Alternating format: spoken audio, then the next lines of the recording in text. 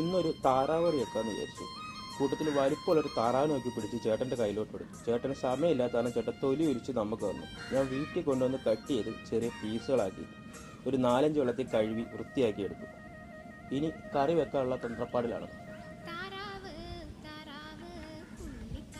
Gas കത്തിച്ചു, പാത്രം വെച്ചു, അത്യാവശ്യത്തിന് എണ്ണ ഒഴിച്ചു, ചൂടാക്കി, കറിവേപ്പില ഇട്ടു, കൊച്ചുള്ളി സവാള ചേർത്തു, ലേശം ഉപ്പ് ചേർത്തു. സവാള നല്ലതുപോലെ ഒന്ന് വാട്ടി. സവാള ഒന്ന് വാടി വരുമ്പോൾ പച്ചമുളക് കൂടെ ചേർത്തു. സവാള വാടി ബ്രൗൺ കളറായി വരുമ്പോഴേക്കും ഇഞ്ചി വെളുത്തുള്ളി ചതച്ച് വെച്ചത് ചേർക്കാം. ഇഞ്ചി വെളുത്തുള്ളി ചതച്ചതിൻ്റെ പച്ചമണം മാറുമ്പോഴത്തേക്ക് മസാല ചേർക്കാം. മുളക് പൊടി, മല്ലിപ്പൊടി, മഞ്ഞൾപ്പൊടി, ഗരം മസാല. ഇത്രയാണ് ഞാൻ മസാലയായിട്ട് ചേർത്തിരിക്കുന്നത്. മസാല ഒന്ന് വാടി വരുമ്പോൾ തക്കാളി ചേർക്കാം.